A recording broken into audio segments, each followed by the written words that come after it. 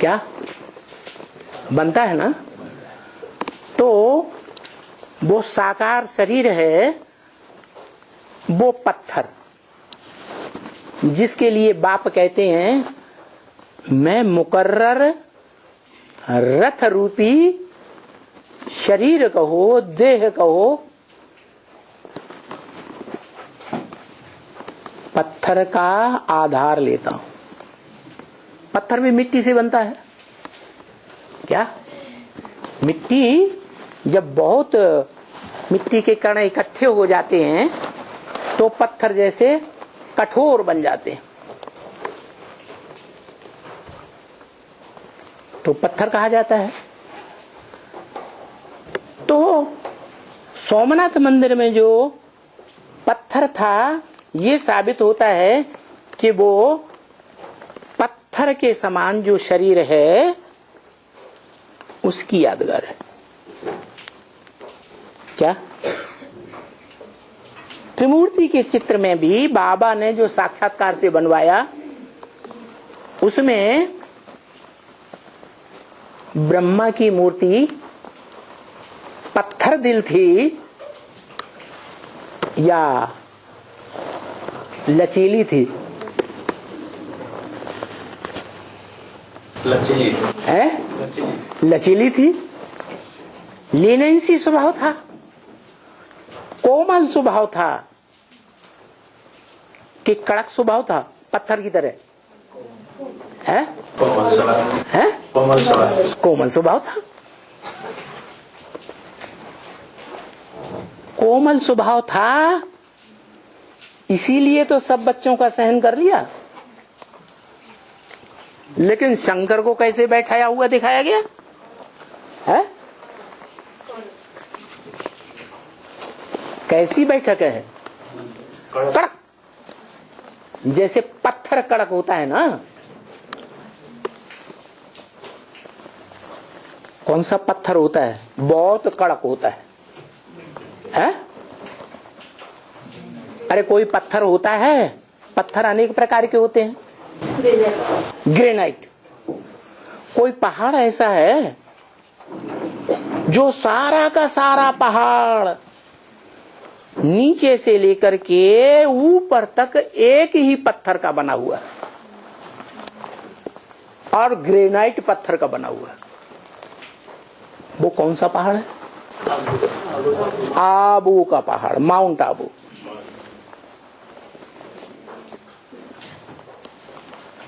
और ब्रह्मा कुमारी भी यही कहते हैं, भगवान कहाँ आते हैं?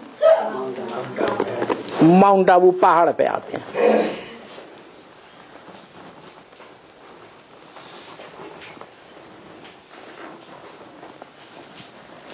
माने माउंट आबू पहाड़ ग्रेनाइट पत्थर पर आते हैं।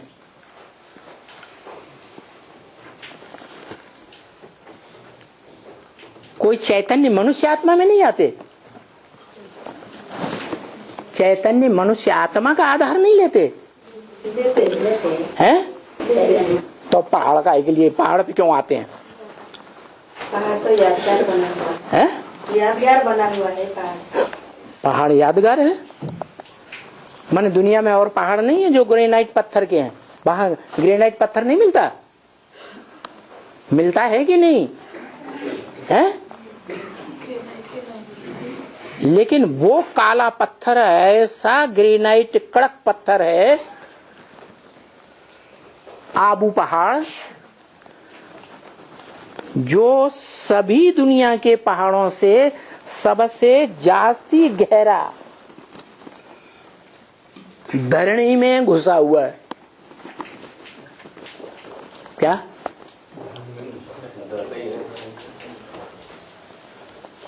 इतना गहरा फाउंडेशन है उसका। जिस मकान का जितना गहरा फाउंडेशन होता है,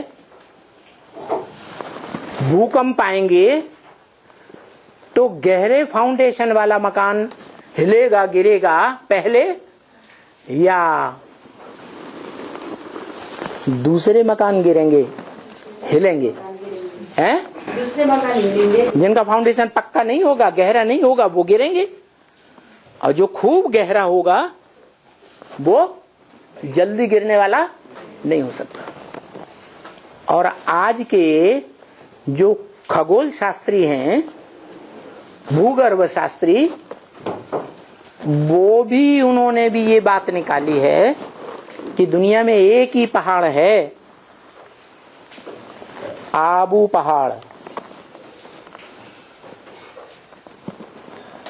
जो बड़े बड़े भूकंप आएंगे लेकिन वो पहाड़ हिलेगा नहीं, गिरेगा नहीं जल्दी। हो सकता है कि महाविनाश काल में भी वो स्थिर रहे।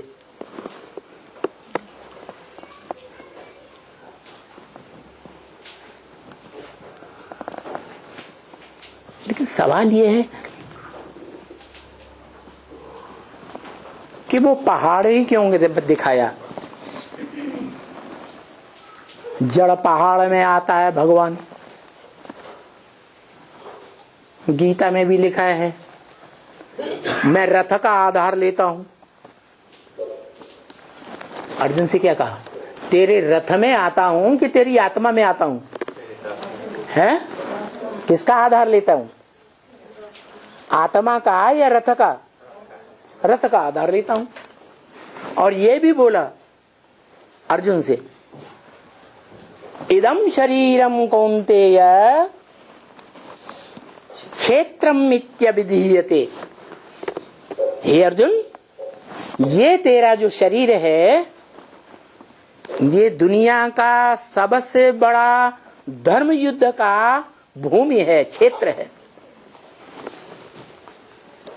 और कर्म क्षेत्र भी है। जो पहले गीता में श्लोक आता है, क्या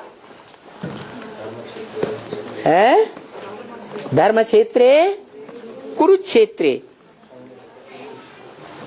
ये दुनिया का ये शरीर, तेरा शरीर धर्म का क्षेत्र है और कर्म का क्षेत्र भी है। क्यों? दुनिया में जितने भी सर्वधर्मान परित्यज्य, हे अर्जुन, सब धर्मों को त्याग दे। तो सब धर्म सतयुग में होते हैं कि त्रेता में होते हैं कि द्वापर में होते हैं कि कलयुग में होते हैं? कलयुग में सब धर्म होते हैं। इसका मतलब है कि भगवान कलयुग के अंत में इस सृष्टि पर आता है, जब इस सृष्टि पर सर्वधर्म इकट्ठे हो जाते हैं। उन सब धर्मों को त्याग दे।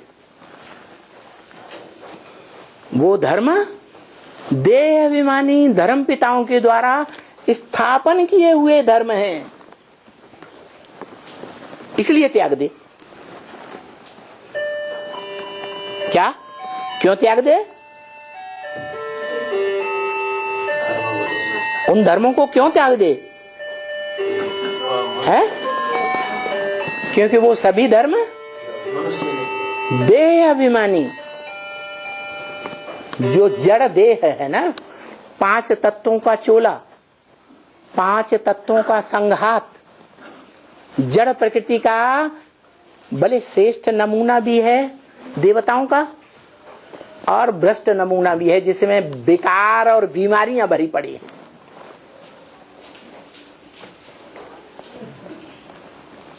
मनुष्य शरीर कलयुग के अंत में विकारी हो जाते हैं, सब शरीर बीमार हो जाते हैं ना। शरीर के हर अंग से गंध निकलती है या देवताओं की तरह सुगंध निकलती है? दुर्गंध निकलती है, कचरा निकलता है। चलो जो भी हो,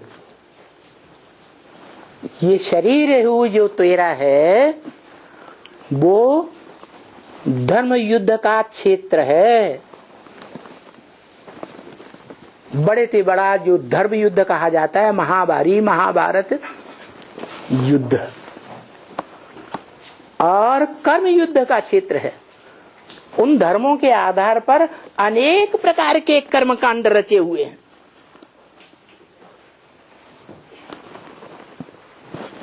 जो धर्मों के गुरु, मौलवी, पंडित, विद्वान, आचार्य हैं, वो उन धर्मों के जो नेताएं हैं, धर्म नेताएं, आपस में लड़ते रहते हैं, बहुत वाद विवाद करते हैं। करते हैं कि नहीं? हिंदू कहेंगे नहीं, मृत्यु के बाद शरीर को जला देना चाहिए, ये भी कर्मकांड।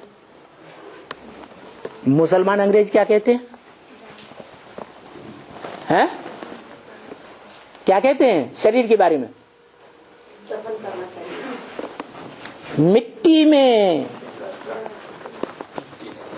दबाए देना चाहिए। क्या क्या कहते हैं? मिट्टी में दबा दो, कब्र दाखिल कर दो। क्योंकि उनकी मान्यता है कि मनुष्य जब मरता है तो उसकी रूह कब्र दाखिल हो जाती है। क्या? कहां दाखिल हो जाती है? मिट्टी में मिल जाती है, कब्र दाखिल हो जाती है। खुदा आएगा जब कयामत होगी तो खुदा आएगा और जमीन दोज में जो आत्मा, जो मनुष्य आत्माएं जमीन दोज हो गई, उनको निकालेगा, जगाएगा। ऐसे कहते हैं, उनके धर्म ग्रंथों में भी लिखा हुआ है।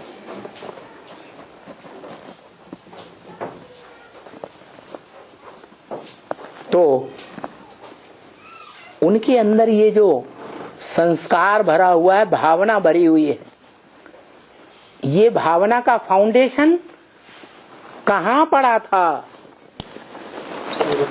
कैसे? संगम युग में जब भगवान इस सृष्टि पर आते हैं, कलयुग के अंत, सतयुग की आदि में सुप्रीम सोल गॉड फादर आते हैं, तो उस समय ये अलग अलग धर्मों की अलग अलग कर्मकांड की भावनाएं जो भरी पड़ी हैं, उनका फाउंडेशन कैसे पड़ता है?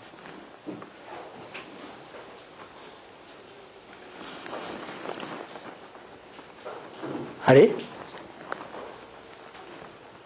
हिंदुओं के अंदर ये भावना का फाउंडेशन कैसे पक्का हो गया कि नहीं भाई जलाना चाहिए?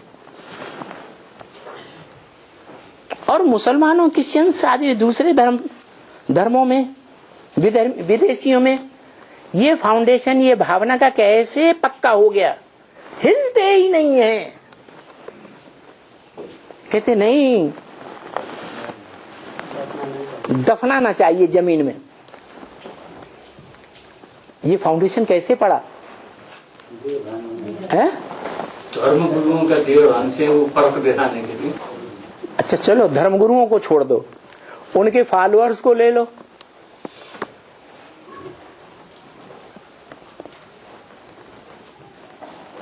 धर्म गुरु, धर्म पिताएं, उनकी भावना को छोड़ दो, वो तो पिताएं हैं, बाप है।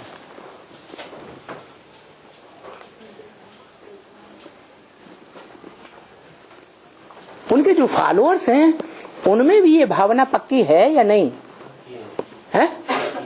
वो अपने धर्म ग्रंथ की बात को छोड़ करके हिंदुओं के धर्म ग्रंथ को पकड़ते हैं? पकड़ते हैं? नहीं पकड़ते। जो अपने धर्म के पक्के होते हैं, जो उन धर्म पिताओं के पीछे पीछे आत्मलोक से सृष्टि पर आते हैं, वो इतने पक्के होते हैं, कभी किसी दूसरे धर्म के धर्म ग्रंथ को पढ़ेंगे नहीं, समझेंगे नहीं, सुनेंगे भी नहीं।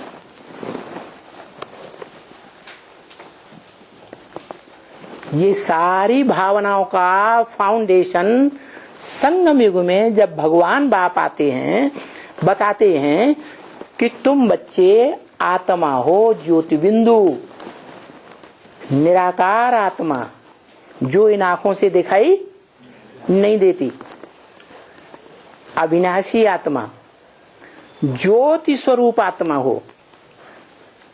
जिस आत्मा की ज्योति इन आंखों से चमकती है, आंखों में चमक है ना, आंखों में चमक है या नहीं? किसकी चमक है? आत्मा की चमक।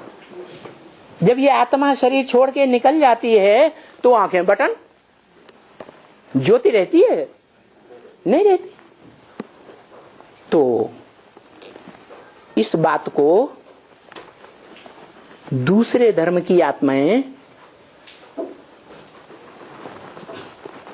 जो परमधाम से दूसरे धर्म पिताओं के पीछे पीछे आती हैं, द्वैतवादी द्वापर युग से,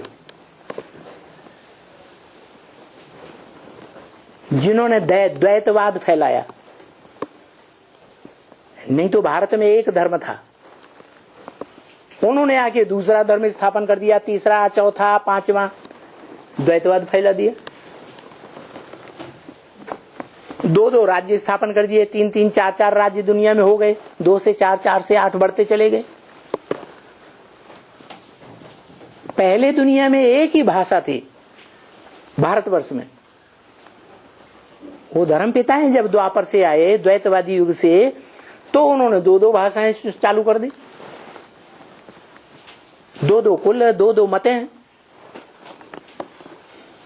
तो उन धर्म पिताओं ने जब भगवान इस सृष्टि पर आते हैं तो वो धर्म पिताएं और उनके फॉलोअर्स और उन धर्म पिताओं फॉलोअर्स के धर्म में कन्वर्ट होने वाली भारत की आत्माएं, पक्का पक्का समझा क्या? वो धर्म पिताएं, उनको फॉलो करने वाले धर्म के फॉलोअर्स और उन धर्मों में कन्वर्ट होने वाली भारत की आत्माएं, क्योंकि भारतवासी ही दूसरे धर्मों में हिस्ट्री में कन्वर्ट हुए हैं। दूसरे विदेश के धर्म को फॉलो करने वाले कभी भी दूसरे धर्म में कन्वर्ट हुए ही नहीं। हिस्ट्री देख लो उतार के। तो जो भारतवासी जन्म बाई जन्म कन्वर्ट होते रहे द्वैतवादी द्वापर युग से, वो भारतवासी, वो धर्म पिताएं और उनके फॉलोअर्स जब भगवान बाप सुप्रीम सोल गॉड फादर इस सृष्टि पर आते हैं किसी मुकर्रर रथ में, तो वो मुगालते में पड़ जाते हैं, कंफ्यूजन हो जाता है। क्या कि भगवान निराकार या भगवान साकार? क्योंकि जन्म जन्मांतर तो वो यही मानते रहे, क्या भगवान निराकार है, भगवान साकार होता ही नहीं। और अभी संगम युग में ये बात साबित होती है। जो भारत में मान्यता है क्या, सगुण ही अगुण ही नहीं कछु भेदा, उभय हरे भव संभव खेदा। साकार और निराकार दोनों में कोई भेद नहीं है, दोनों ही संसार के दुख हरण करने वाले हैं। निराकार भी और साकार भी। तो जो आत्माएं भले भारतवासी थे सतयुग त्रेता में, परंतु सतयुग में जन्म लेने के बावजूद भी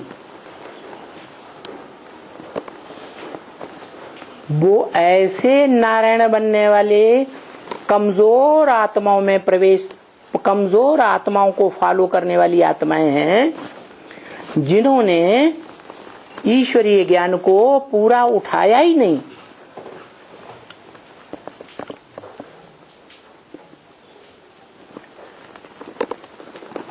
जैसे ब्रह्मा ने, दादा लेखराज ने,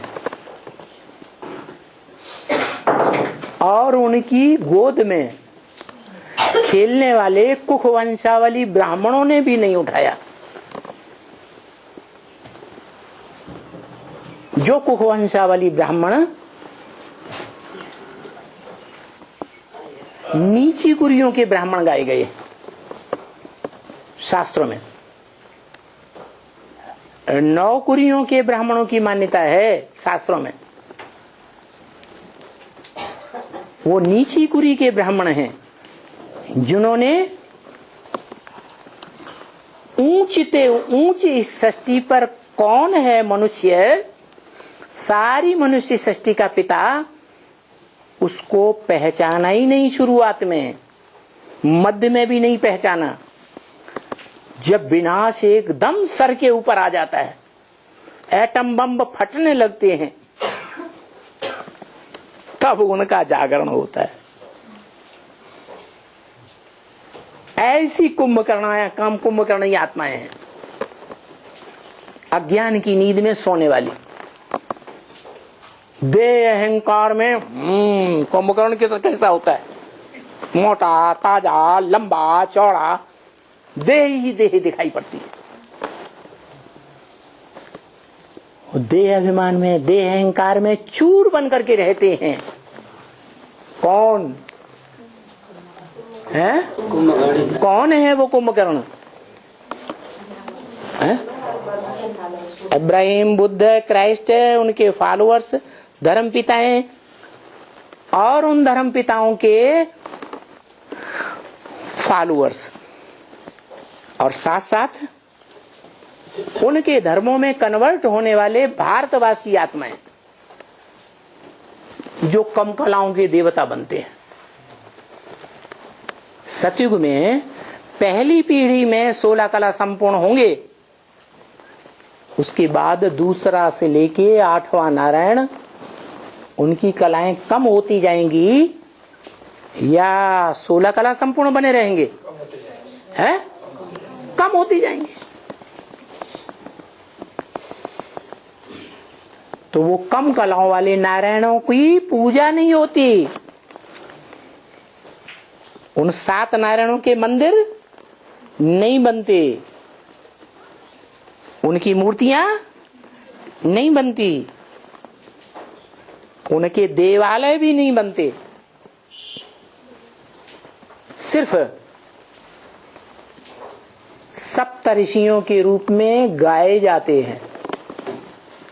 क्या?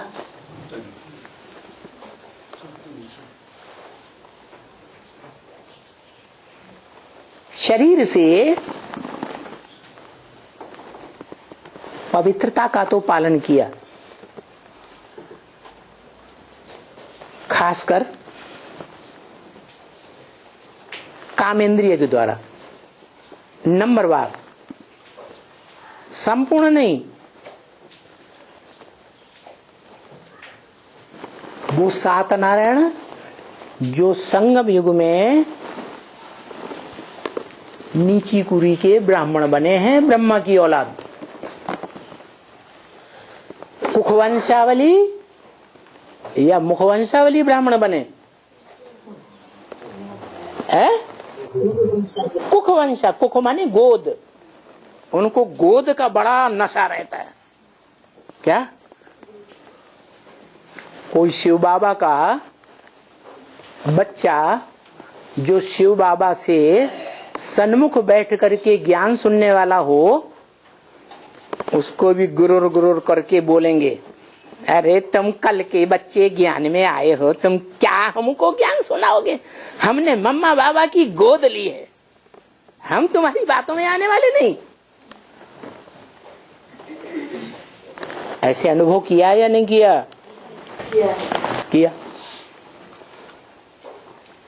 तो उनको कुखवंशावली कहें या मुखवंशावली कहें?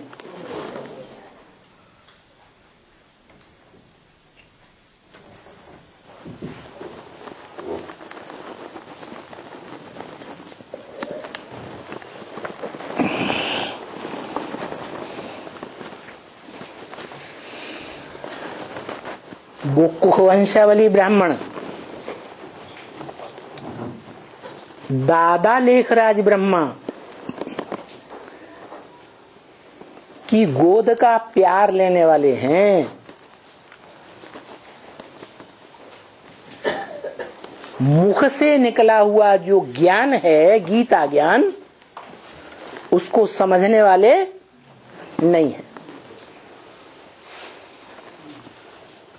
तो कौन से ऊंचे ब्राह्मण हुए? जिन्होंने ब्रह्मा के मुख से निकला हुआ गीता ज्ञान या वेदवाणी को गहराई से समझा, दूसरों को समझाया, वो ऊंचे ब्राह्मण हुए। या जिनको गोद का नशा है कि हमने मम्मा बाबा की गोद ली है, मुख से निकली हुई ईश्वर की वाणी को नहीं समझा, अभी भी नहीं समझ रहे हैं, और उनकी संख्या बहुत है। क्योंकि नीची कुरी के ब्राह्मण चंद्रवंशी, इस्लाम वंशी, बौद्धी वंशी, क्रिश्चियन वंशी और उनके फॉलोअर्स धर्म पिताएं, उनको फॉलो करने वाले, वो देवताएं जो सतयुग में नारायण थे, सतयुग की 8 पीढ़ियों में नीची कुरी के नारायण बने, कम कलाओं वाले नारायण बने। क्यों कम कलाओं वाले नारायण बने? क्या कारण हुआ? अरे बताओ भाई। अरे क्योंकि उन्होंने जो supreme soul god father Shiva है, निराकार, उसकी वाणी को कान में धारण नहीं किया, बुद्धि से समझने की कोशिश नहीं की, और दूसरों को समझाया भी नहीं। वो कम ज्ञान उठाने वाली आत्माएं कम कला के नारायण बन जाते हैं, और उनको फॉलो करने वाले जो भी प्रजा है सतयुग में, वो सब कम कलाओं वाली प्रजा बनती है। यथा राजा तथा प्रजा। ये कमजोरी रह जाने के कारण वो देवात्माएं होते हुए भी नाम मात्र के कम कलाओं वाले द्वैतवादी द्वापर युग से जब धर्म पिताएं उतरते हैं तो उनके प्रभाव में आ जाते हैं, प्रभावित हो जाते हैं। क्यों प्रभावित हो जाते? क्योंकि उन्होंने संगम युग में शूटिंग ही ऐसी की है, ऐसी रिहर्सल की है अनिश्चय बुद्धि बनने की, कि एक बार जिसको बाप मान लिया और सारी दुनिया के सामने ढिंडोरा भी पीटा, हमें भगवान बाप मिल गया, ऊंचे ते ऊंचा भगवंत मिल गया,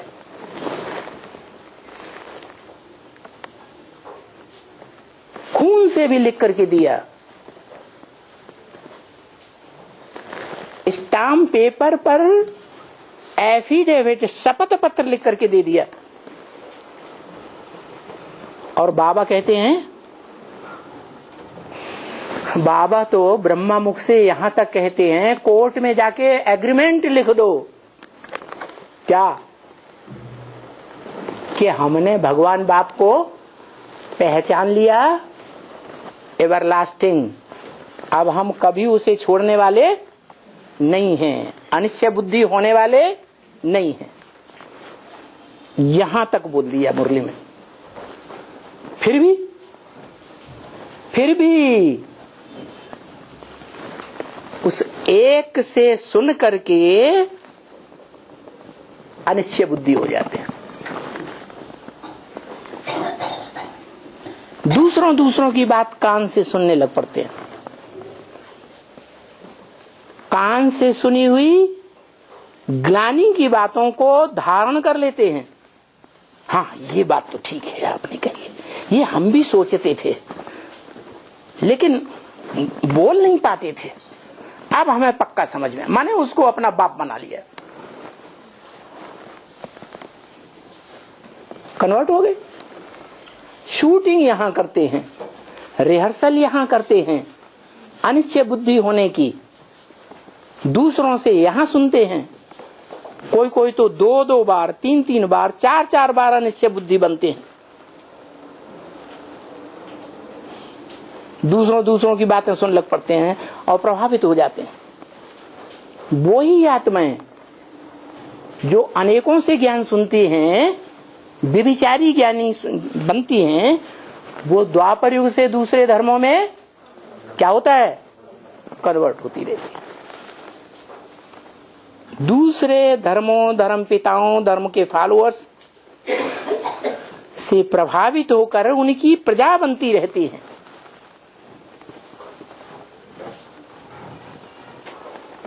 तो वो सारे ही नारायण सतयुग के और उनकी प्रजा कहां तैयार हो रही है?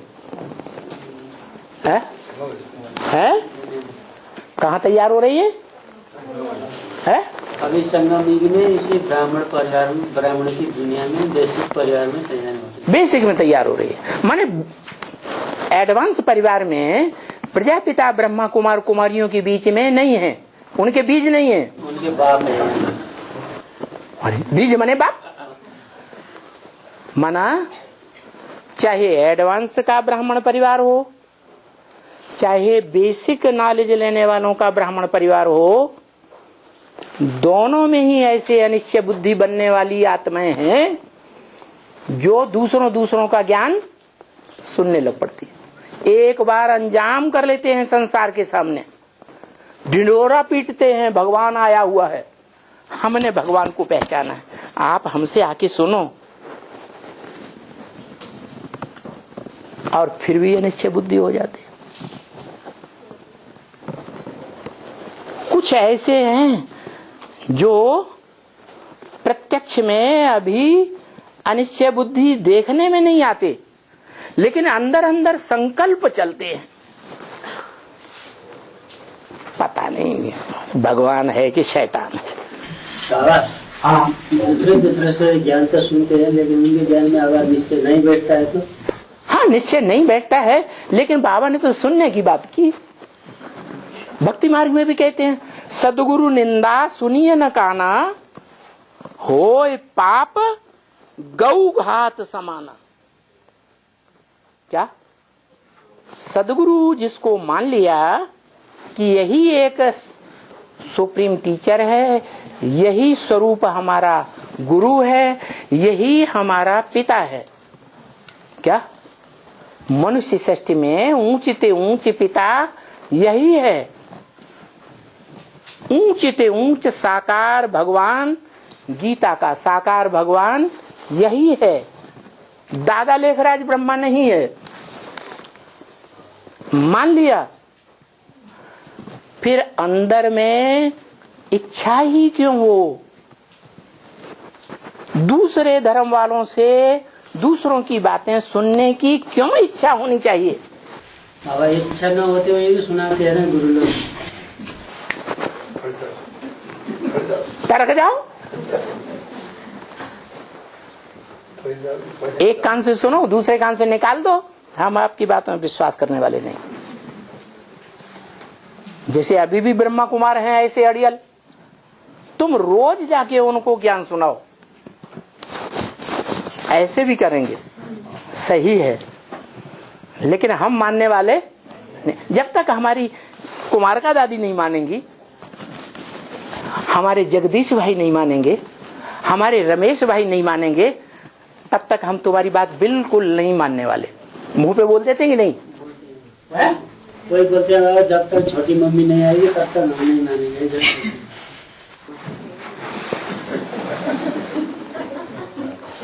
बाप के ऊपर निश्चय पक्का हो गया